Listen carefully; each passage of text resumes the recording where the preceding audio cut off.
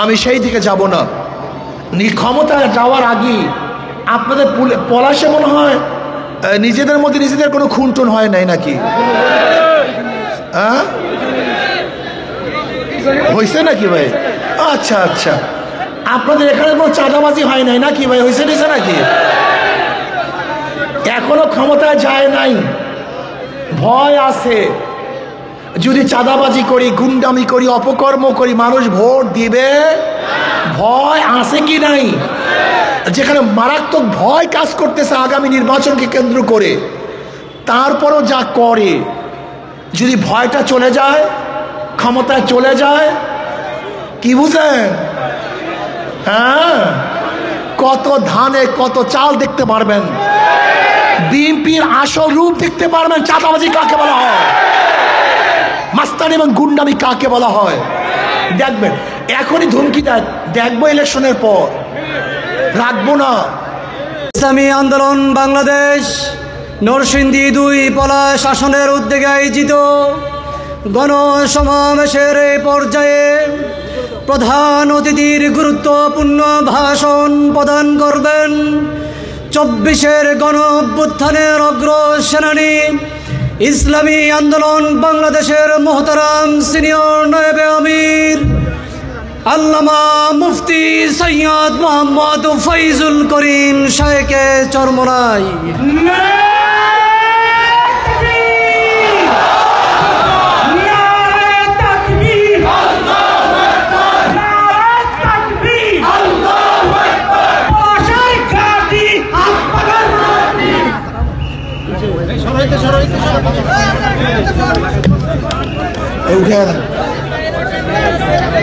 ইসলামী আন্দোলন বাংলাদেশ কর্তৃক আয়োজিত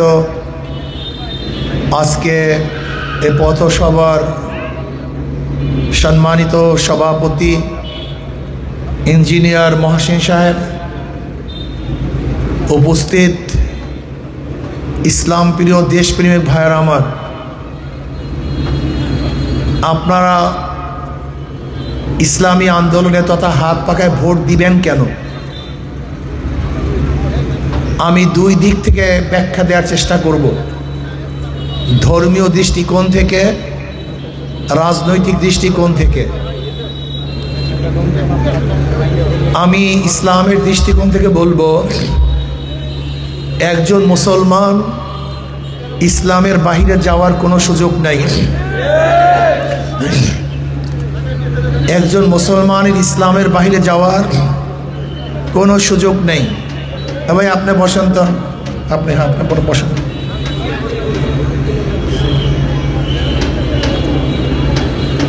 ইসলামের বাহিরে যাওয়ার কোনো সুযোগ নেই। যেমন ধরে নেন, আমি যদি আপনাকে প্রশ্ন করি আপনি ইসলাম চান কি চান না, একজন মুসলমান কি বলবে? জোরে বলেন। যদি বলি চাই না, কি ভেজাল আছে কি নাই? আমি যদি একজন মুসলমানকে প্রশ্ন করি আপনি কোরআন ও সুন্নাহ পছন্দ করেন কি করেন না, আপনি কি বলবেন? যদি বলি করি না, সমস্যা আছে কি নেই? আমি যদি প্রশ্ন করি আল্লাহ নবীকে নেতা মানেন কি মানেন না, আপনি কি বলবেন? যদি বলি মানি না, সমস্যা আছে। এর জন্য একজন মুসলমান ইসলামের বাহিরে যাওয়ার কোনো সুযোগই নেই। একজন মুসলমানের ইসলামের বাহিরে যাওয়ার কোনো সুযোগ নেই। এই জন্য একজন মুসলমান ইসলামের বাহিরে যাওয়ার যেহেতু কোনো সুযোগই নাই, কাজী আমি তো ইসলাম নিয়ে আপনাদের কাছে আসছি, নতুন কোনো আদর্শ নিয়ে আসি নাই, তো নতুন কোনো ধর্ম নিয়ে আসি নাই, আমি মুসলমানদেরকে ইসলাম নিয়ে আসছি। তা বলতে পারেন আমরা যারা বিএনপি করি, আওয়ামী লীগ করি, জাতীয় পার্টি করি, আমরাও তো মুসলমান। হ্যাঁ নিশ্চিত আপনি মুসলমান, কিন্তু আপনার আদর্শ নীতি ইসলাম না। আপনি মুসলমান কিন্তু আপনার নীতি ও আদর্শ, যেরকম ধরে নেন একজন মুসলমান যদি মদ পান করে, আমি তাকে বলবো যে আপনি ইসলামী কাজ করতেছেন, আমি বলবো তুমি যদিও মুসলমান কিন্তু তোমার কাজটা কথা কয় না, তোমার কাজটা ইসলাম না। আচ্ছা বলেন তো, একজন মুসলমান সুদ খেতে পারে কি পারে না? সে মুসলমান কিন্তু তার কাজটা ইসলাম না। ঠিক বিএনপি, আওয়ামী লীগ, জাতীয় পার্টি জাসদ বাসদ যদি কেউ করেন, আমি বলবো না আপনি মুসলমান না, কিন্তু আপনার কাজটা ইসলাম না। বলে কেন? আপনারা কি বলেন? বিএনপি বলে আমরা ডেমোক্রেসি চাই। ডেমোক্রেসি মানে ডেমো মানে জনগণ, কৃষি মানে আইন। তা ডেমোক্রেসি অর্থ কি দাঁড়ায়? জোরে বলেন। জনগণের। আপনাদের মূল থিম কি? By the people, of the people, for the people. আর আমরা কি বলেছিলাম? বাই দ্য আল্লাহ, অফ দ্য আল্লাহ, ফর দ্য আল্লাহ। কথা ঠিক না? আমরা বলেছিলাম হুকুম চলবে আল্লাহর, আপনি বলেছেন হুকুম চলবে জনগণের। তা আপনি মুসলমান হিসাবে আপনি যে কাজটা করতেছেন, এইটা কোনো ইসলাম হতে? আমরা কি বলেছি? এই স্টেজে দাঁড়িয়ে আমরা কি বলতে চাই? আমরা বলতে চাই আমরা ক্ষমতায় গেলে ইসলাম হুকুমাত কায়েম করব। আর আপনি কি বলেছেন? আমরা ক্ষমতায় গেলে গণতন্ত্র প্রতিষ্ঠিত করব, আমরা ক্ষমতায় গেলে সেকুলারিজম প্রতিষ্ঠিত করব। আসলে রাজনৈতিক বিশাল এক শুভঙ্করের ফাঁকি আছে। রাজনীতিবিদরা কি বলে যে আমরা এই রাস্তা করব, ঘাট করব, বিল করব, ইন্ডাস্ট্রিজ করব। আচ্ছা বলেন তো, একজন এমপির কি শুধু রাস্তা ঘাট করা দায়িত্ব? না, এটা ভুল, চরম ভুল। একজন এমপির দায়িত্ব হলো আগামী রাষ্ট্র বাংলাদেশ কোন নীতি ও কোন আইনে চলবে সেটা নির্ধারণ করা একজন এমপির দায়িত্ব। আগামী বাংলাদেশ ইসলাম অনুযায়ী চলবে না ইসলামের বিরোধী চলবে? আগামী বাংলাদেশ মদের আইন পাশ করবে নাকি করবে না? আগামী বাংলাদেশ সুদের আইন থাকবে কি থাকবে না? আগামী বাংলাদেশে ধর্ষণ চলবে কি চলবে না? এইটা যেখানে প্রণয়ন করা হয় তার নাম মেম্বার অফ পার্লামেন্ট, সংসদ সদস্য। এর জন্য আমি অনেক সময় বলি, হাজারো মুসল্লি কিয়ামতের ময়দানে দেখবে লক্ষ লক্ষ ব্যারেল মদের গুনাহ, বিশ্বাস হয় না। লক্ষ লক্ষ জেনার গুনাহ, লক্ষ লক্ষ সুদের গুনাহ। ওই মুসল্লি বলবে, আল্লাহ আমি তো তবলিগ করতাম, চরমনের মুরিদ ছিলাম, অমুক পীরের আশেক ছিলাম, আমি তো কোনোদিন মদ স্পর্শও করি নাই, এত মদের গুণে আসছে কোথার থেকে? আল্লাহ বলবেন, যাদেরকে সমর্থন করে ভোট দিয়ে মদের আইন পাশ করিয়েছ, তুই ভোট না দিলে মদের আইন পাশ হতো না। কাজে তোর ভোটের কারণে যে মদের আইন পাশ হয়েছে, তোর আমলনামা সমস্ত গুনাহ লিখে দিয়েছে। এখানে সাংবাদিক বন্ধুরা আছেন, এখানে আছেন শিক্ষিত সমাজ। বাংলাদেশে মদ বৈধ কি বৈধ না? বৈধ। বাংলাদেশের সংসদ মদকে বৈধ করেছে, আল্লাহ হারাম করেছে। বাংলাদেশ সংসদ মদকে বৈধ করেছে। এই বৈধ কে করেছেন? সংসদ সদস্যরা। এদেরকে নির্বাচন করেছেন কারা? আপনারা। কাজে মদ বৈধর যত দায় দায়িত্ব সব ভোটারদেরকে নিতে হবে। আপনাকে জানেন বাংলাদেশে জেনা বৈধ কি বৈধ না? কথা বলেন। হ্যাঁ, বাংলাদেশের জেনা বৈধ। বাংলাদেশের আইন জেনা বৈধ। কোরআন ও সুন্নাহ জেনাকে হারাম ঘোষণা করেছে, আর বাংলাদেশের সংবিধান জেনাকে বৈধ ঘোষণা করেছে। কিভাবে? আজকে একজন যুবক যুবতী যদি অবৈধ কাজে লিপ্ত হয়, আর তার বাপ মা স্বামীও যদি তার বিরুদ্ধে কেস দেয়, আর ওই মহিলা গিয়া যদি বলে এই কাজে আমি সম্মতি ছিলাম, তাই সুপ্রিম কোর্টের চিফ জাস্টিসের বাবার কোনো ক্ষমতা নাই ওই মহিলার বিচার করার। কেন? বাংলাদেশের জেনা সম্পূর্ণ বৈধ। আল্লাহ পাক হারাম করেছেন, বাংলাদেশ সংবিধান বৈধ করেছে। এই বৈধ করছে কিভাবে? এই আপনাদের ভোটের মাধ্যমে। কাজে দায়িত্ব কাদের? এই দায়িত্ব আপনাদের। আমি ইসলামের দৃষ্টিকোণ থেকে বলবো, যারা যেই পার্টিকে ভোট দিয়ে যত চাঁদাবাজি করিয়েছেন, এই সমস্ত চাঁদার দায়িত্ব ভোটারদেরকে নিতে হবে। আপনি আপনারা ভোট দিয়ে যারা গুন্ডামি করিয়েছেন, এই সমস্ত গুন্ডামির ভাগ ভোটারদেরকে গ্রহণ করতে হবে। আপনাদের ভোটের মাধ্যমে যত খুন হয়েছে, এই খুনের দায়িত্ব, খুনের দায় দায়িত্ব এই ভোটারদেরকে গ্রহণ করতে হবে। কাজী একজন মুসলমান ইসলামের বাহিরে যাওয়ার কোনো সুযোগ নাই। এখন বলতে পারেন হুজুর আমি তো হিন্দু মানুষ, আমি খ্রিস্টান মানুষ, আমি কেন ইসলামকে ভোট দেব? প্রশ্ন এখানে। ভোট মানে সমর্থন করা, ভোট মানে সাহায্য করা, ভোট মানে সহযোগিতা করা, ভোট মানে সাক্ষ্য দেয়া। আপনি প্রশ্ন করতে পারেন আমি হিন্দু, আমি কেন ইসলামের পক্ষে ভোট দেব? হ্যাঁ, আপনি ইসলামের পক্ষে হাত পাকায় ভোট দেবেন আপনার জান এবং মালের নিরাপত্তার জন্য, আপনার ইজ্জত আপনার নিরাপত্তার জন্য, আপনার ব্যবসা নিরাপত্তার জন্য, আপনার জীবনের নিরাপত্তার জন্য, ইনসাফ প্রতিষ্ঠিত করার জন্য, ন্যায় বিচার প্রতিষ্ঠিত করার জন্য আপনি হাত পাকা ইসলামকে ভোট দিবেন। বলে কেন? আচ্ছা বলেন তো, কোনো মুসলমান যদি কোনো নারীর সাথে অবৈধ কাজ করে তার শাস্তি হবে। আচ্ছা ওই মুসলমান যদি কোনো হিন্দু নারীর সাথে অবৈধ কাজ করে তার শাস্তি হবে না? সমান, এখানে বিচার সমান। কে হিন্দু কে খ্রিস্টান দেখার বিষয় নয়। আচ্ছা বলেন তো, কেউ যদি মুসলমানের ঘরে চুরি করে তার বিচার হবে, ওই চোর যদি হিন্দুর বাড়িতে চুরি করে বিচার হবে না? জোরে বলেন। বিচার সমান, এর হিন্দু মধ্যে খ্রিস্টান নাই।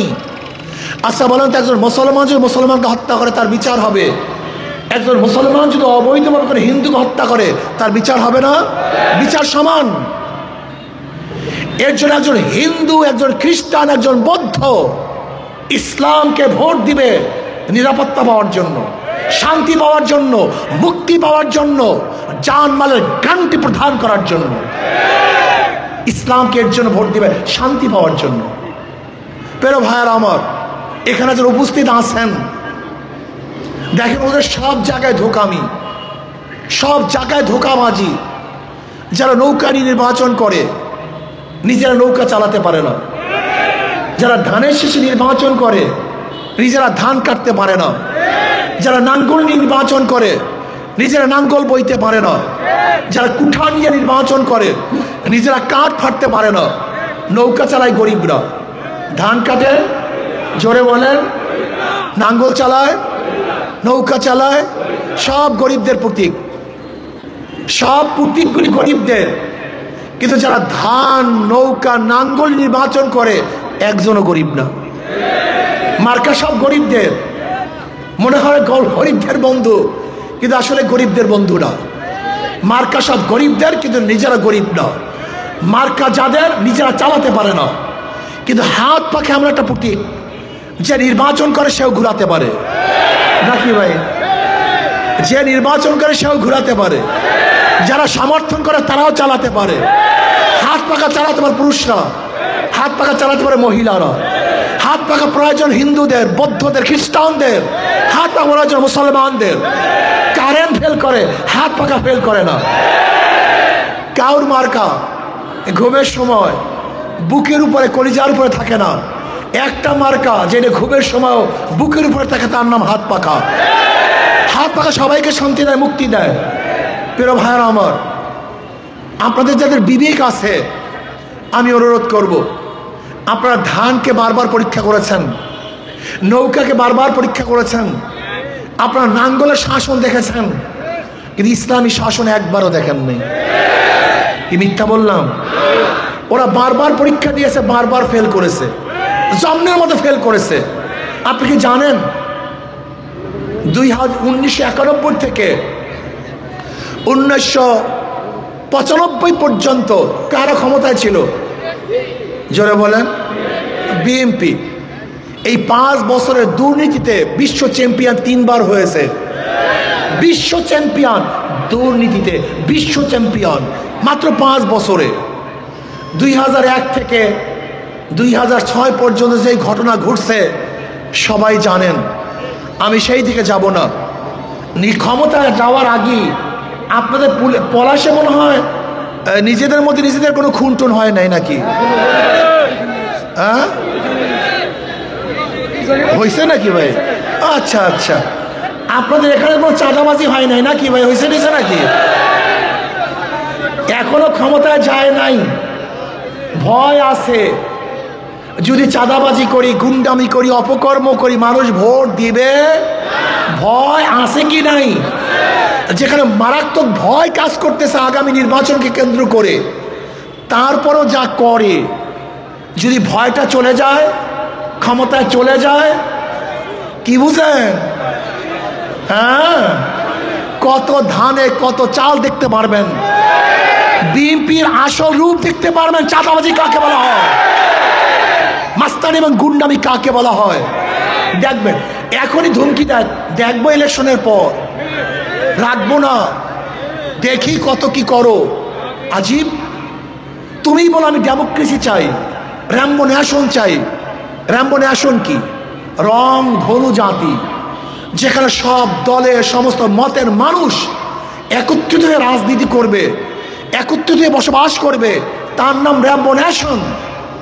তুমি আমাকে কেন সহ্য করতে পারছো না? কারণটা কি? তুমি এই কথা কেন বলো তোমাকে রাখবো না, তোমাকে দেখাইয়া দেব?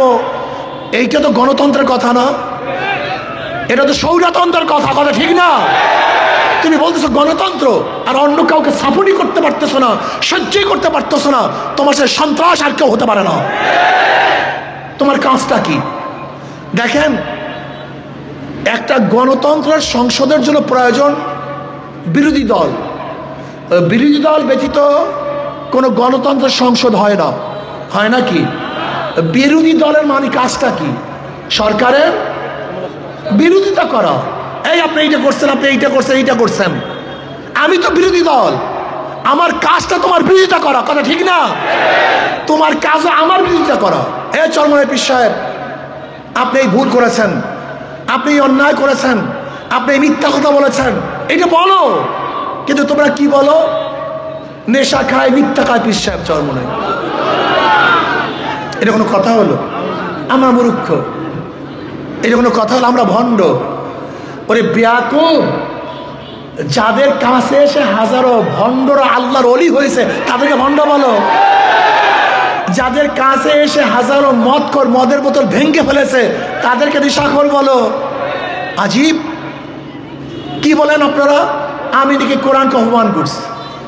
যারা কোরআনের জন্য জীবনটাকে উৎসর্গ করে দেয় তারা কোরআন অপমান করে। বেয়াকুব, এদের অবস্থাটা কি? যেরকম আল্লাহ পাক কালামে পাকের মধ্যে বলেন, ওয়ালা তাকরাবুস সালাহ, নামাজের কাছেও যেও না। এরপরে কোনো কথা আছে কি নাই? ওয়ান্তুম সুকারা, এই কথা ভুলে গেছে। আমি বলছি শুধু কোরআন, শুধু কোরআন, হাদিস ছাড়া শুধু কোরআন চলতে, এই কথা বলেছি। কিন্তু ওইটা বাদ দিয়া শুধু শুধু কোরআন কিছু না, বাস। যেরকম এখানে প্রস্রাব করিবেন না, করিলে 50 টাকা জরিমানা, কিন্তু দাড়িটা এখানে নিয়ে আসেন, এখানে প্রস্রাব করিবেন না করিলে 50 টাকা জরিমানা। জি, শুধু দাড়ি পরিবর্তন করলে পুরা মাফহুমটা চেঞ্জ হয়ে যায়। হ্যাঁ, ভাবার তো চেঞ্জ হয়ে যায়। ঠিক তদ্রুপ তোমরা আমার কথাকে বিকৃত করো, এ জমানা বিকৃত করার জমানা না। যাই হোক, আমি যেটা বলতেছিলাম, ওদেরকে বারবার পরীক্ষা করেছেন, ওদেরকে বারবার পরীক্ষা করেছেন। একটাবার ইসলামকে পরীক্ষা করেন, করবেন না? যদি ফেল করি, ওরা বারবার ফেল করেছে তারপরও আসে, আমরা যদি একবার ফেল করে দ্বিতীয়বার আসবো না। বিশ্বাস করেন, ইসলাম ফেল করার জন্য দুনিয়াতে আসে নাই, ইসলাম পাশ করার জন্য দুনিয়াতে আসছে। একটাবার পরীক্ষা করার জন্য সবাই রাজি আছেন নাকি ভাই? একটাবার। এই মহাসিন সাহেব, আপনাদের এখান থেকে হাত পাকা প্রতীক নির্বাচন করুন, একটাবার পরীক্ষা করুন, সবাই সম্মিলিতভাবে একটাবার পরীক্ষা করুন। সব মার্কা দেখা শেষ, হাত পাকা। কি রাজি আছেন ইনশাআল্লাহ? সবাই চেষ্টা করবেন তো ইনশাআল্লাহ? কে কে রাজি আছেন? 2 হাত তুলে নারায়ে তাকবীর, নারায়ে তাকবীর। ইনশাআল্লাহ আজকের থেকে আমরা সবাই চেষ্টা করব, হাত পাকা প্রতীককে বিজয় করার চেষ্টা করব। আল্লাহ আমাকে এবং আমাদের সবাইকে একটা বারের জন্য ইসলামকে পরীক্ষা করার তৌফিক দান করেন। দেখি আমরা কি করতে পারি। আল্লাহ আমাকে মতো সবাইকে কবুল করে নেন। আর আমাদের নরসিংদী 4 থেকে হযরত মাওলানা সাইফুল্লাহ প্রধান সাহেব মনোহরদী থেকে, আল্লাহ অনেক সবাইকে কবুল করে নেন। আল্লাহ